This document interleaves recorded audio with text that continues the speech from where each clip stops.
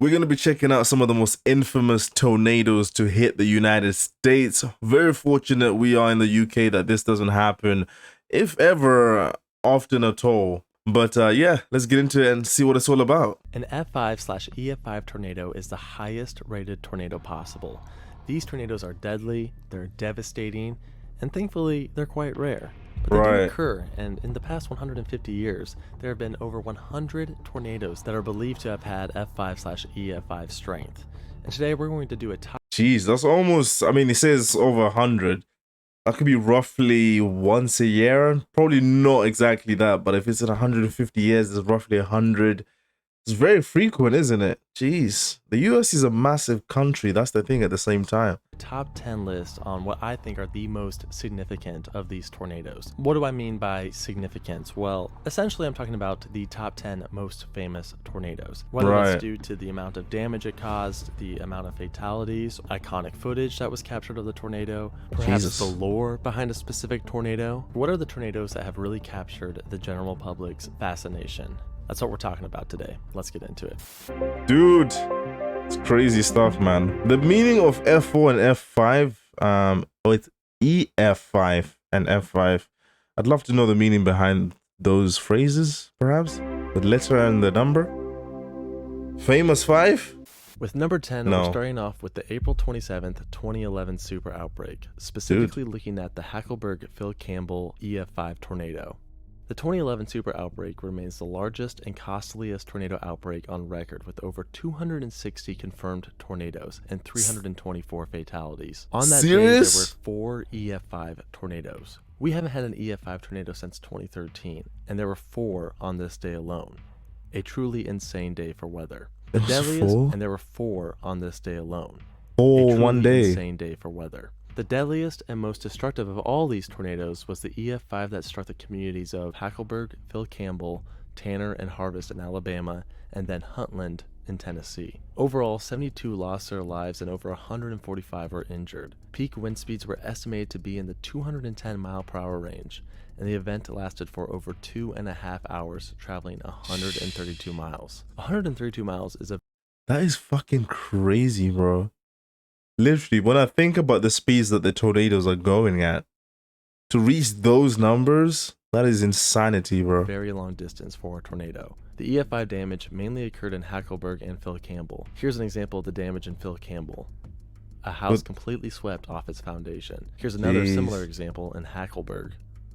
This EF5 makes the list because it's probably the most significant tornado of the 2011 super outbreak. Although you could make an argument for the EF4 that struck Tuscaloosa and Birmingham. Quick honorable mention to the Rainsville, Alabama, and Smithville and Philadelphia, Mississippi EF5s from that same day. Moving on to number 9 with the catastrophic tornado that occurred only 2 years later on May 30th, 2013. Yes, we're talking about the Newcastle Moore EF5 tornado that resulted in 24 fatalities and 212 injuries. This tornado began northwest of Newcastle around 3 p.m. local time. It quickly strengthened, and within 5 minutes, the National Weather Service declared a tornado emergency for southern Oklahoma City. Damn.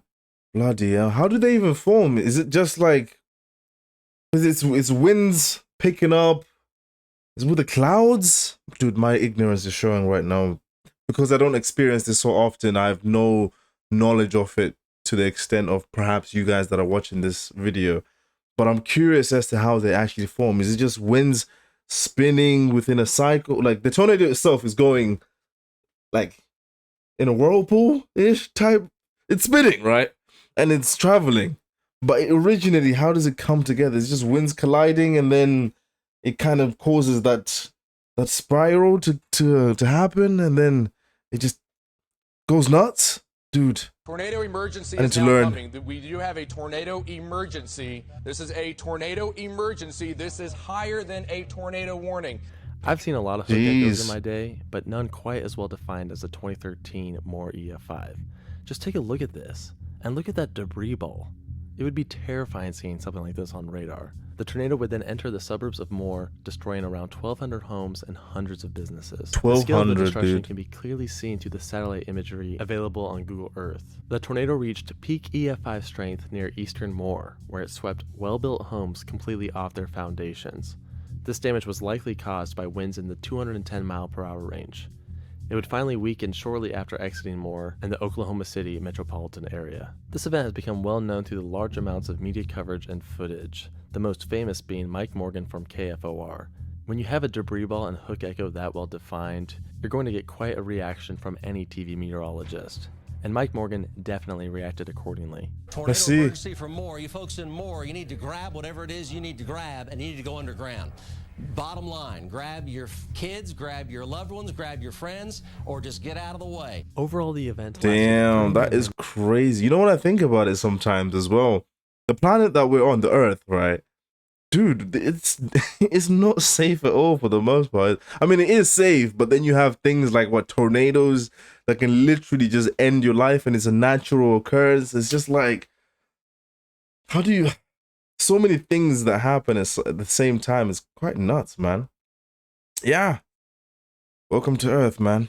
Minutes traveling 30 miles, which is quite a bit shorter than our last entry, the Hackleburg-Phil-Campbell EF5, but it occurred in such a densely populated area. Also worth noting, this is actually the most recent EF5 tornado. We haven't had an EF5 tornado in over 10 years. Serious? When was this video made? Hold on a second. Only a month ago? Jeez. The last few years have been great for the channel. We've really grown quite a bit, and that's awesome. I'm very thankful for it. I'm thankful for all of you, but it's also kind of led to people searching me more and searching more about my personal life, and that's why I'm thankful for today's sponsor, Aura. I don't know if you ever... Hey, shout out to him, bro, and shout out to his sponsor.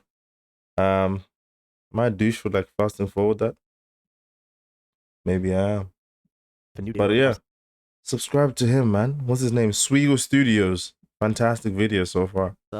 Aura's there to shut them down. They also offer a variety of other features, such as antivirus, password protection, and even parental controls. Be sure to check out aura.com/swiggle to get a 14-day free trial. That's 2 weeks free using aura.com/swiggle. Thank you so much, Aura, for sponsoring the channel. Get your money, bro. For number 8, we're going way back to 1953 with the May 11th Waco, Texas F5. This extremely powerful tornado destroyed over 600 homes and 400 commercial buildings, claiming 114 lives. This makes it the 11th deadliest tornado in U.S. history. Seriously? And this was actually the most recent single tornado-related disaster to have over 100 fatalities until Joplin in 2011. On top of the fatalities, over 600 people were injured. Of course, there is no video of the event, but the photos show just how horrific and destructive this tornado was. The downtown portions of Waco were hit especially. Look at the car, man. Obviously the bricks fell on top of it, causing the damage on the vehicle, but this is just insanity, bro. All from natural occurrences of a tornado doing this. Damn, dude. Especially hard, including the RT Dennis building, where in that one building alone, 30 would lose their lives. Many of the downtown buildings were constructed poorly, leading to their collapse, burying people inside who were seeking shelter. Thankfully, the Alico building, which was a newer build, did not collapse. Some remnants from the tornado can still be seen to this day with the Dr. Pepper Museum. This brick building partially collapsed, but it was fixed up, and the newer bricks are the lighter color shown here. It is estimated that this tornado had wind speeds close to 261 miles per hour, making it the most powerful we've covered thus far. Jeez. The Waco F5 is significant for a few reasons. First of all, it's one of the deadliest on record ever, a truly devastating event, but it also represents 1953 as a whole. 1953 was a terrible year for tornadoes. There was the Worcester F4 tornado and the Flint Beach. 700 injured in that one. 1953 was a terrible year for tornadoes. There was the 700 injured in Central Bay State's worst wind. Worcester hard hit. Jesus Christ. That's crazy. Tornado kills 100. Dude. I love how I read this first and then it says that kills 100 people. 100 people died. Fuck. Worcester F4 tornado and the Flint Beecher F5 tornado. All three of these tornadoes eventually led to more advances in civil defense against severe weather. Next up, the 1991 Wichita Andover F5. On April 26, 1991, around 6 p.m., a tornado formed near the city of Hayesville, Kansas. It quickly intensified to an F3 level where it began to leave a path of destruction through the southern suburbs of Wichita. It then crossed the Kansas Turnpike and destroyed the Greenwich Heights subdivision, creating damage in line with F4 tornado strength. Growing in intensity, the tornado entered the McConnell Air Force Base, where it narrowly missed 10 B-1B bombs. That is insanity. Just looking at the way it's functioning, just wreaking havoc with everything that it encounters on its path. What? And to even think as well, like, how does it stop? Does it just run out of steam? Can it? I mean, it must, obviously, because it does stop eventually, but this is crazy, man. The tornado entered the McConnell Air Force Base, where it narrowly missed 10 B-1B bombers worth $280 million each. 280 million? Narrowly missed 10 B-1B bombers worth $280 million each. 2 of these bombers were equipped with nuclear warheads. The tornado destroyed several buildings within the Air Force Base before continuing on towards Andover. As it approached Andover, the tornado completely swept well-built houses off their foundations on par with F5 level damage. That's crazy. At the same time, the tornado sirens in the city failed to activate. Thankfully, police officers quickly entered the Golden Spur Mobile Home Park, informing the residents to seek shelter. This action saved dozens, maybe hundreds of lives, as just 10 minutes later, the trailer park took a direct hit. In the end, there were 17 fatalities and 22 injuries. The 1991 Andover tornado is definitely one of the more well-known F5s. One reason why the tornado has become so iconic is due to it occurring around the same time camcorders became more affordable and abundant in the general population. Most people around that time had video cameras, so for that reason there's a ton of footage of the tornado, including the famous Duke Evans footage. Oh my god. And what might be one of the most famous pieces of tornado footage ever, the McConnell Air Force Base. That is wild. Look at that. Look at the thickness of this, man. I was just expecting it to have cross these houses in front and just absolutely take them away. That is absolutely crazy, bro. And what might be one of the most famous pieces of tornado footage ever, the McConnell Air Force Base footage. Who is recording this, bro? Why are you still there? Why are you actually there? That's actually a good question, I think. Absolutely insane. Moving on to number 6, the 1974 Xenia, Ohio F5. Xenia. So this specific F5 tornado was part of a huge tornado super outbreak that occurred on April 3rd and 4th of 1974. Overall, there were 148 confirmed tornadoes, resulting in 319 fatalities and $5.3 billion worth of damage adjusted for inflation in 2024. Of the almost 150 tornadoes, 7 of them were F5s. Remember what I said earlier, that there hasn't been an EF5 since 2013 and more? Well, this super outbreak the last one? 7. Arguably the most significant. Well, this super outbreak had 7. Arguably the most significant of the F5 tornadoes was the one that hit Xenia, Ohio on April 3rd, resulting in 36 fatalities and over 1,100 injuries. This tornado lasted for 39 minutes, traveling 1,100? Sometimes that's slightly confusing me. 1,100 or 1,100. Yeah, that is what it is. That's insane. That amount of injuries? 36 fatalities and over 1,100 injuries. This tornado lasted for 39 minutes, traveling about 30 miles. We do surprisingly have footage of this tornado. 16-year-old Xenia resident Bruce Boyd captured the multiple vortices of the tornado using his Super 8 8mm camera. Audio was also recorded using a tape recorder by Mr. Broke Shoulder. Since the video is silent, the recorded audio by Broke Shoulder is often paired together with the video from Boyd. Sorry, I was trying to work out for a second if in the UK we don't say 1,100. So I was trying to think for a second, but do we? No, we don't. It's usually we go from what? It's 1,100, right? Okay. So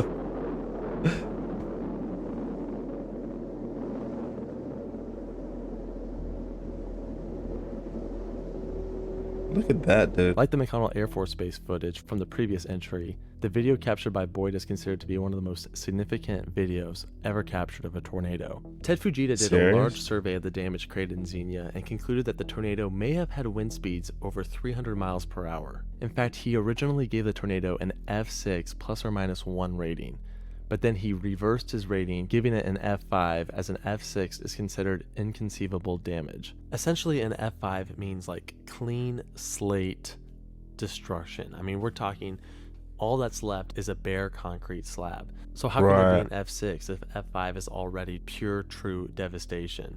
You can't measure it. Xenia would be the only town of the 1974 super outbreak to be visited by President Nixon. When surveying the damage, Nixon stated, bad? "As I look back over the disasters, I saw the earthquake in Anchorage in 1964. I saw the hurricanes, Hurricane Camille in 1969 down in Mississippi, and I saw Hurricane Agnes in Wilkes-Barre, Pennsylvania, and it is hard to tell the difference among them all. But I would say in terms of destruction, just total devastation, this is the worst I've ever seen." That is insane. I suppose in some sense, I don't know in regards to other things this president has done, but in regards to him actually showing up to the towns in which this destruction had happened, shout out to him for that. At least to show some level of support that he actually cares for the people that he's in charge of, right? So, Christ, man. For him to say that's the worst he's seen as well, and that to only be deemed as an F5, and there's like levels above that as well. What? I wonder Number what an 5, F6 the would May look like. 27th, 1997 Gerald, Texas F5. This enigmatic tornado formed around 3:40 p.m. just east of Gerald, Texas, parallel to Interstate 35. The weather system that formed the Gerald tornado was unique compared to typical tornadoes. For one, the tornado actually traveled the opposite direction of the vast majority of tornadoes. Look at traveling that. northeast to southwest rather than the typical southwest. That looks like a cartoon tornado, how you'd usually see in cartoons, right? You know, just the look of it. Tornadoes, traveling northeast to southwest rather than the typical southwest to northeast. At first, the tornado didn't seem like a major threat. It appeared as a tiny rope, barely disturbing hay bales. But within a few minutes, the tornado intensified and grew from a rope to a huge and dark wedge. This was also a multi-vortex tornado. These vortices can be seen in the now infamous Dead Man Walking photo captured by Scott Beckwith. Now at peak different strength, ones linked the tornado together. entered the Double Creek Estates subdivision just north of the main part of Gerald, where it caused some of the most intense damage ever surveyed. The well-built homes within the Double Creek Estates were completely destroyed and cleaned from their foundations. Clearly F5 level damage. Within this subdivision, 27 would lose their lives. Some believe the Gerald F5 tornado had wind speeds over 300 miles per hour, making it one of the strongest, most powerful tornadoes ever recorded. Others believe it wasn't the strong wind speeds that created the strong damage, but the slow-moving nature of the tornado. It essentially just sat on top of the subdivision. The Gerald F5 tornado has really managed to capture the fascination of tornado enthusiasts. The fact that it started off as like a small little rope tornado that grew into this huge... I suppose in some sense, wouldn't all the tornadoes start off as like a little twirler and then inevitably become bigger? I don't know, dude. I mean, I've obviously got a lot to learn in regards to tornadoes, but that's absolutely insane, bruv. Jeez, dude. Or some of them do start big. I have no clue. Wedge monster. And it also happened just a year after Twister was released in 1966. The game? So that was still on the minds of many. All in all, a unique yet very tragic EF5. The number 4 tornado on this list is the most recent, truly massive and catastrophic tornadic event, and that is the May 22nd, 2011 Joplin, Missouri EF5. We talked about the 2013 Moore F5 earlier, and of course we did mention the 2011 super outbreak, but the EF5 that hit Joplin stands out on its own. This tornado resulted in 158 fatalities, making it the deadliest single tornado event since the Woodward, Oklahoma F5 in 1947. Damn. This occurred in a time where tornadoes were much better understood, and homes and buildings were built stronger. Yet still, the event is one of the deadliest in history. It currently ranks as the 7th deadliest in the U.S. The tornado destroyed more than 4,000 buildings, making it the costliest on record at $3.64 billion adjusted for inflation. How much? The costliest on record at $3.64 billion adjusted. 3.64 billion in damages. That is absolutely crazy. Oh my god. He mentioned that this is the 7th recorded in the United States, but in this list it's the 4th. I'd be curious as to why that is, and it not being in 7th place, but perhaps it's just because these are F5s and EF5 tornadoes, the most infamous of those in that category. But that is absolutely nuts. In the whole history of the United States, it's the 4th. It's the 7th, sorry. Sheesh. And it's in 2011 as well. One aspect that made the Joplin EF5 so deadly was the fact that it was rain-wrapped.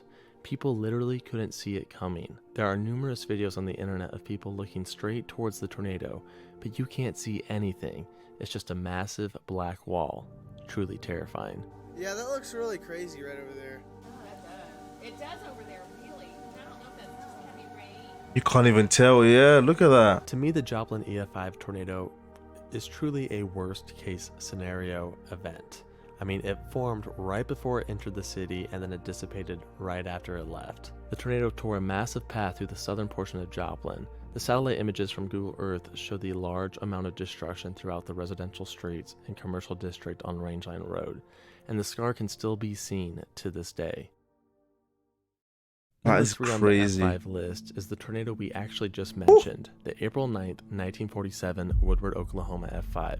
This was a very long-tracked, very intense tornado that completely destroyed Glazier and Higgins in Texas, and then heavily destroyed Woodward, Oklahoma.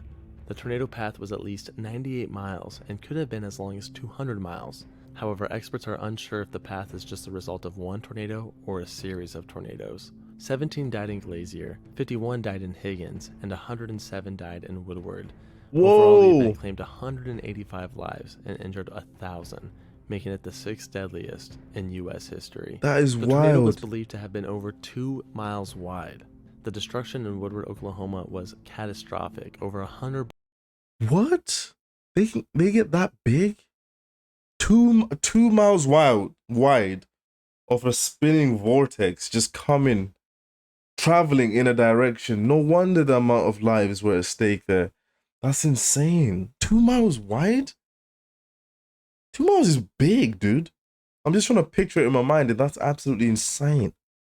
Oh my word. 100 blocks of the city were pulverized. There's also a bit of lore behind the Woodward tornado. The deaths of 3 young girls were never claimed, so their origin is still unknown. They all received proper burials thanks to the generosity of a local resident named Wayne Lawson. Another victim, Joan Gay Croft, went missing after the event.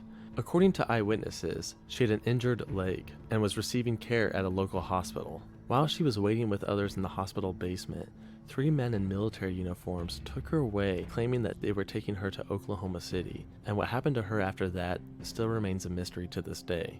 What? I did a video about this in case you are interested. But now it's time to move on to number 2. Weird one, though. Definitely the most well-known and infamous modern tornado event, and that is the May 3rd, 1999 Bridge Creek Moore F5.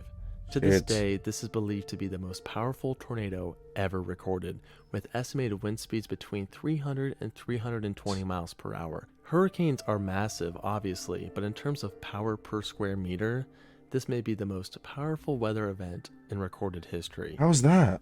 Truly a monster. The tornado initially touched down around 6:20 p.m. near the small town of Amber, Oklahoma. Initially, it was an F2, but the tornado grew in strength quite quickly as it traveled through the countryside. By the time it actually reached Bridge Creek, this tornado was already a massive wedge F5. Here's some of the damage it caused in Bridge Creek. Absolutely devastating. Of course, the tornado only had just begun. Jeez, so I just need to look at that again. What the hell? My destruction on screen at the moment is just... it's absolutely nuts, mate.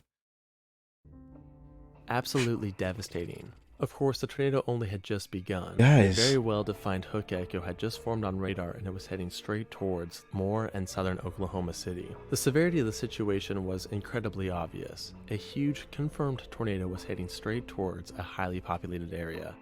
Mike Morgan and company at KFOR knew the serious nature of the situation, and you can hear it in their voices during the live broadcast. Get below ground, get in the interior closet or bathroom, get in the bathtub. We plead with you. There it is crossing Interstate 35. There is a tremendous amount of debris in the air. We pray and plead with you, please get down now. Also, for the first time ever, a tornado emergency was issued by the National Weather Service. Incredible coverage was also captured by Gary England and his team over at KWTV. The tornado entered the suburb of Moore, creating a wide path of destruction. It headed north but then shifted east as it tore through Del City and then finally left the suburbs of the greater Oklahoma City metro area. All in all, the tornado lasted 1 hour and 25 minutes. It traveled 38 miles, destroying 8,000 homes, 1,000 apartments, and 260 businesses. Jeez. The scar could be seen. So in this scenario where these tornadoes absolutely destroy people's homes, like, is it like housing insurance companies that kind of assist the residents? Is it the government that helps them out? Because I'm trying to figure out how people bounce back from a situation like this when pretty much all your things have gone to shreds. because of a tornado. Like, who helps you out in this situation? You're not going to be homeless, right? I'd love to believe that isn't the case. Please, I'm sure you guys would know, right? Please let me know. Be seen for quite a while through historic satellite imagery. Here it is in 1999, and you can still kind of see it as we go through the years. And to this day, you can still find abandoned driveways that used to lead to homes that were destroyed in the tornado. Really? I mean, I mean, obviously it depends on how frequent this occurs, right? But how very brave to then build houses within a similar area to where a tornado happened before. Or is it it's infrequent that this happens where tornadoes hit the same location often? Because I'd love to think that maybe people will be like, maybe it's not a good idea that we actually build homes here again, since we had a crazy tornado that happened, whether that be 10 years ago, 15. I have no idea, dude. Perhaps there's more thinking towards it, as that's why they've done it, right? So I guess there's that. The tornado is significant because it really was a worst case scenario, kind of like Joplin from earlier.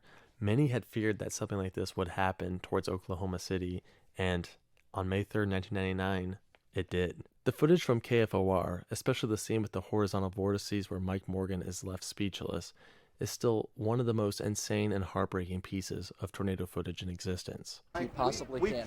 That's an F. Look at the horizontal vortex. That is an F4 to an F5. Just go get Jeez. safe. Oh my gosh. The amount of debris in the air is nuts. Whoa, power lines, is it? Or fences? What is that? Finally, we have reached number 1, the worst and potentially most powerful tornado ever documented, the 1925 Tri-State tornado. This tornado holds many records. First off, it lasted 7 hours. 7 hours, and it traveled over 219 miles from Missouri to Indiana, making it the longest tracked tornado ever documented. It's also the deadliest in U.S. history, with 695 fatalities and over 2,000 injuries. Some of the hardest hit communities were Murfreesboro, Illinois, where 200 died, DeSoto, Illinois, where 60 died, West Frankfort, Illinois, where 102 died, Griffin, Indiana, where 44 died, and Princeton, Indiana, where 38 died. The tornado was likely rain-wrapped. Witnesses claimed they couldn't see the actual funnel. To them, it just appeared as a dark cloud on the ground, destroying everything in its path. Very similar to Joplin and the Woodward tornado that we talked about earlier. There were other witnesses who say they saw 2 funnels circulating around each other, confirming that it did indeed have multiple vortices. Of course, it's always difficult. Shit, bro, dude, I feel like I'm stuck in the trance there, man, just listening to this. This is absolutely nuts. I'm just like in shock. Like, that many fatalities happened? That many injuries occurred? What? To confirm a tornado Fujita rating prior to the 1970s, but there were reports of homes being wiped off of their foundations and even railroad tracks being torn up from the ground. With these reports, experts like Thomas Grazoulis and Ted Fujita himself have retroactively given this tornado F5 status. This event almost has a mythical aspect to it. It was almost 100 years ago, so we just don't know what happened. Like, we don't know if it was a single tornado or a series of tornadoes. We don't know if it was a truly large and powerful F5 or if all the buildings in its path were just poorly built. We just don't know. That's one thing I was thinking at the same time, because at the time that it happened, the reason that so many like buildings were destroyed was due to like poor infrastructure, and like they weren't as good as they are these days. You know, things are probably built more with these things in mind nowadays at the same time. But I'm also bearing in mind that it lasted for 7 hours. And it's the longest tracked at the same time. So, yeah, there's a lot of unanswered questions with this one as well. So I see where this guy is coming from when he does say that, like, there's a lot of uncertainties. Know anything about it. There are photos, and of course we know about the mass casualties, but no one really knows for sure what happened. Like I said earlier in the video, we have not had an EF5 tornado for over 10 years. Really? And this is a good thing, and I hope this streak continues for a long time. Same, but we are dude. going into tornado season, so be sure to be weather aware. Know your. If you have no basement, move to an interior room with no windows. Right. I can't really see that too well here on the left. Move to your basement and bring your emergency supply kit. Don't top floor rooms do not protect you. Don't top floor rooms. Exterior rooms with windows do not protect you. Right. No places outside is safe from a tornado. Christ. Your tornado safety procedures. And with that said, thank you so much for watching. We'll see you in the next video. Dude, what a fucking amazing video, man. That was absolutely great. You know what? Shout out to this creator, Swigo Studios, because he created such an atmosphere with his reporting of these tornadoes, and I absolutely was immersed. So go ahead and subscribe to this channel. What an amazing way to produce the video. But honestly, absolutely insanity. I feel very privileged to live in the UK. As I mentioned at the start, that this doesn't occur very much often, if at all. I don't think in my lifetime, or I'm ignorant to the fact that it might have happened in a different county. But honestly, yeah. God bless Americans. God bless you, Americans, for the fact that you've had to endure this. It's a natural occurrence that you can't really escape. But I'm hoping that, as he mentioned, the streak does continue, and hopefully we have it not occur ever again. But besides that, I hope you guys really enjoyed the video. I certainly enjoyed watching this video, and like, subscribe, and I'll see you in the next one. So take care and peace.